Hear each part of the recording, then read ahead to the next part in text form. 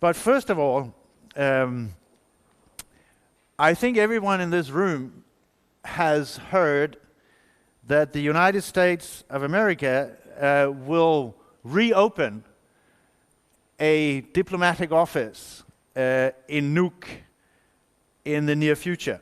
I don't think there's a date on it yet, but the announcement was made very recently.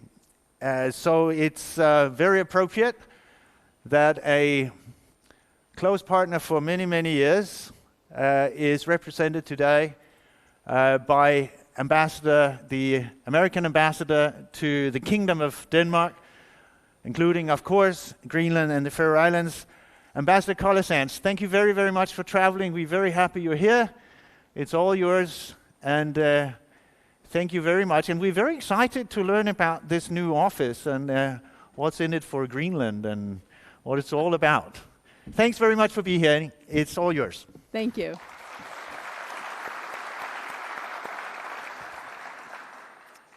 Well, good morning, and thank you very much for this opportunity to speak with you all. I see some friends and familiar faces in the audience, and I know that everyone here has Greenland's future and best interests at heart. You're joined by the United States in your quest to create new opportunities while honoring the culture that makes Greenland so unique. Greenlanders have a long history of attracting Americans because Americans are adventurers at heart. And as our friends at Visit Greenland would say, nothing says adventure more than Greenland. While our modern diplomatic history here began in 1940, during a time of savage war and turmoil in Europe, the U.S.-Greenland partnership goes back much further, to a time of discovery and exploration. I'd like to share a story with you that says a lot about the quality of the relationship that we share with Greenland. This story takes us back nearly 150 years ago to the Polaris expedition of 1871. Experts say it was the first serious attempt to reach the North Pole. Facing incredible odds in one of the world's most testing environments, this American-led expedition did not succeed in its mission. The ship struck an iceberg off the western coast of Greenland, and the commander eventually died. But that's not the end of the story. 19 members of the expedition were stranded on an ice floe, and they drifted for more than 6 months across the northern Atlantic. Miraculously, however, all 19 men survived the journey on ice from Greenland to Newfoundland, almost 3,000 kilometers away. How did these 19 explorers manage to survive against all odds? Well, 2 months before the ship struck that iceberg, it had paid a visit to the village of Upernavik, where Inuit explorer Hans Hendrik joined the crew as the expedition's interpreter. 2 months later, it was Suersak, as Hans was also known, who saved these mostly American men from a desperate fate. Suersak was not a stranger to the stark challenges posed by the Arctic environment. He had helped 2 other American expeditions earlier, and he was a polar explorer in his own right. It was Suersak and another Inuit from Canada who fed and sheltered the expedition team. Suersak knew how to hunt for seal out in the open ocean. He knew how to build igloos on that ever-shrinking piece of ice adrift on the currents. He knew the meaning of leadership and partnership, and so he shared his skills and know-how with the American crew. In 1871, men like Suersak knew how to face the unknowable future. Greenland today has a bright future. To fully seize the incredible opportunity developing in the Arctic, it will need the same spirit that Suersak displayed over 150 years ago. Undoubtedly, people will have concerns about the changes. What will it mean if the glaciers keep melting so quickly? What might happen if fishing stocks move away? Can the influx of tourists be handled? I want to encourage everyone here to imagine the future, be prepared for change, and consider any challenges that arise as opportunities. the future of Greenland is bright, and it is up to all of you to lead your nation. It is the defining challenge of your generation to ensure that Greenland has laid the right foundation to take the next steps. The United States is a nation of pioneers. We have faced the unknown like you face now, and we are here to partner with you, to share our lessons learned, and to encourage you as Greenland diversifies its economy, develops its resources, and takes its steps into the limelight. My team and I have been traveling to Greenland a lot lately, and this is my second visit to Nuuk. I've had the pleasure of seeing the icebergs in Ilulissat, the dog teams in Sisumut, the ice sheet rising, and Summit Station on the polar ice cap. And as I've traveled, I've witnessed leaders rising up and laying the foundation for a prosperous Greenland for all. Greenland's leaders are considering how to protect the majestic scenery while at the same time promoting it to new visitors. These leaders are educating the youth, encouraging entrepreneurship, partnering with established businesses, and helping create meaningful jobs for Greenland's youth. They're mindful that a world-class destination like Ilulissat requires world-class customer service and accommodations, and are working to provide them. Here in Nuuk, cranes are everywhere and business is booming. And my message to all of the communities that I have visited, and my message to you here today is this: the United States is here, and we want to partner with you, lending our expertise where we have it, collaborating where we can, and encouraging you all along the way. Everyone knows that Greenland is the key to the Arctic, and to help keep this wonderful region safe and secure, and to keep the environment healthy and vibrant, we want to build partnerships and cooperation with Greenland. We both know that we are better off when we work together and when we help one another. In 1940, the United States opened a consulate in Nuuk. Greenland had been cut off when the Nazis invaded Denmark, but it had not been cut off from the war, as supply chains were disrupted. As World War II dragged on, supply ships from the United States and Canada kept Greenlanders fed, delivered mail free of charge to coastal settlements, and even introduced the concept of buying products through mail order catalogs from great American companies like Sears and Roebuck. Even the U.S. consulate building was purchased that way in 1940. It still stands here in Nuuk, just down the street from the old harbor. I admire that building because it reminds me of how long our relationship has weathered the tests of time and how deep our partnership has been over the decades. During World War II, Greenland was strategically important for predicting the weather in Europe. Today, it remains strategic and helps defend the North American continent from ballistic missile launches that could come from as far away as North Korea. While the peril of direct military confrontation it no longer looms as it did in World War II, the Arctic is facing new and serious security challenges. Russia is rapidly militarizing the Arctic, building and refurbishing bases all along its coast. China is threatening the system of free trade, transparency, and rule of law that our economies and environment depend upon. They've stolen hundreds of billions of dollars of intellectual property, and now they are threatening the world's communication system. They have enticed countries with promises of easy money and left behind nations racked by corruption, debt, and crumbling infrastructure. With temperatures rising and the sea ice melting, their eyes have turned north. Polar routes will not only be used for commerce. The high north is a region poised for opportunity, but also confronted by increasing threats. The United States and Greenland are neighbors, bound by geography, but we are also bound by ideals that we hold in common. Ideals rooted in democracy and rule of law, and we share a common vision for a safe, sustainable, and prosperous Greenland. Last week, Secretary of State Mike Pompeo was prepared to visit Greenland. Unfortunately for us, urgent matters pulled him back to Washington, and the visit we were all looking forward to was postponed.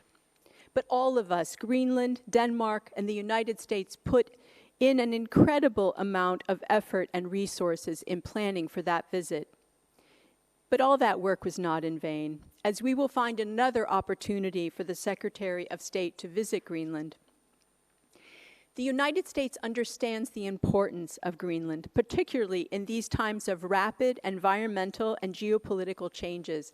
And that is why, even though the trip was postponed, Secretary Pompeo announced that we are committed to expanding our diplomatic engagement in Greenland. In the past year, my staff and I, at the U.S. Embassy in Copenhagen, have embraced new opportunities to engage with Greenland.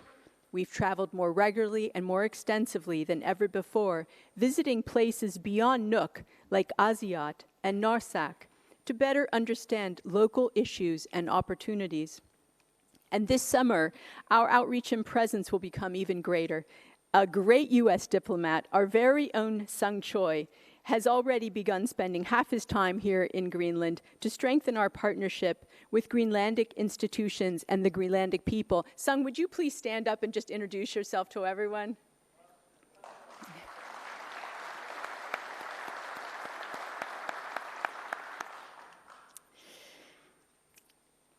To support this effort, we will also hire a full-time Greenlandic staff member based here in Nuuk while working for the U.S. Embassy in Copenhagen. This very talented individual will link us directly with communities throughout Greenland. In July, planes will fly through over southern Greenland, generating mineral maps of the area. This airborne study will directly benefit Greenland by bolstering the knowledge to attract future investment in the mining sector. This project is the culmination of 4 years of close U.S. Greenlandic cooperation between our Naval Research Laboratory and the U.S. Geological Survey and the Greenlandic Ministry of Mineral Resources and Labor. It will be a powerful example of how our government's close relationship leads to tangible benefits for the Greenlandic people and industry.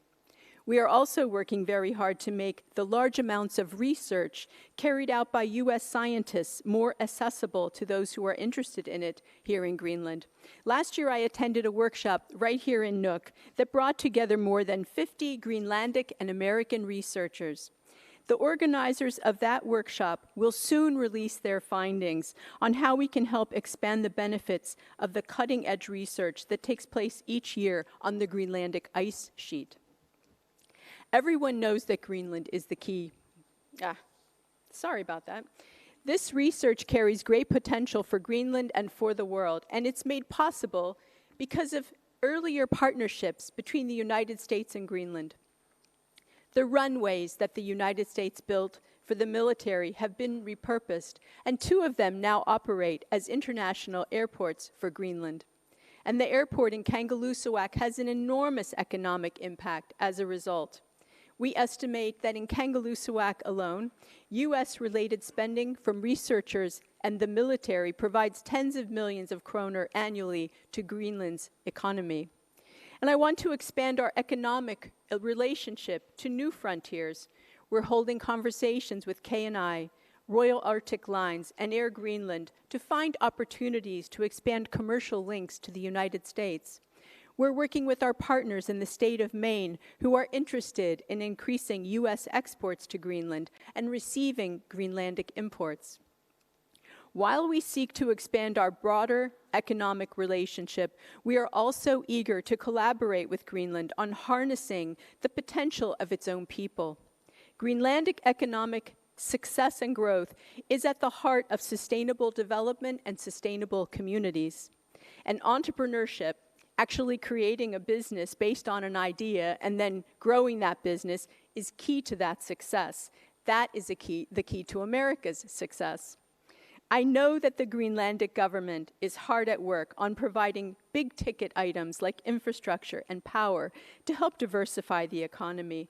But if you want to diversify the economy, you will find no better place to start than in the dreams of the young and talented. It's also important to connect with the creativity and passion of youth and future entrepreneurs, with the mentorship and capital of established businessmen and women. And just wait, some of those businesses of these young entrepreneurs will one day sponsor this conference. Greenland is poised to grow, and the United States wants to help. Over the coming months and years, we are committed to helping Greenlanders embrace entrepreneurship. Crucially, entrepreneurship is not just limited to those with a university education. Yes, it takes talent and drive and a desire to continually learn and improve, but entrepreneurs should also strive for the best education they can get to compete in the 21st century. Business people need to know how to balance the books, how to hire and mentor new people, and how to adapt their business to a changing business environment. Technology is transforming the way business is done, and English is a basic building block of the information age. We want to help young people learn these basic building blocks for the new economy, and that's why we sent our very first Fulbright English teaching assistant here 8 months ago. She's a wonderful young woman, and we are very proud of her. Thanks to her example, she will be the first in a series of young students and recent college graduates from the United States who will be visiting Greenland through this program. And I said earlier that Americans are adventurers at heart, but adventurers are ultimately successful because they have a vision and develop a plan to reach their goal. It helps to be lucky, but you can't count on it. If one plans carefully and builds on past knowledge and works together with others, success is more likely. I like to say perfect planning makes perfect. The United States and Greenland have a long history, and our partnership over the decades has guided us through the deprivations of World War II to the boundless opportunities of today. Through our continued friendship and increased partnership, Greenland and the United States are stronger together. Our shared democratic ideals, our shared spirit of adventure, and our shared vision of a prosperous and safe Arctic binds us together even more than our geography. So let's expand our commercial and diplomatic connections. Let's deepen our people-to-people ties. And let's encourage our youth to become entrepreneurs and realize their dreams. And Greenland's future will be bright indeed. Thank you.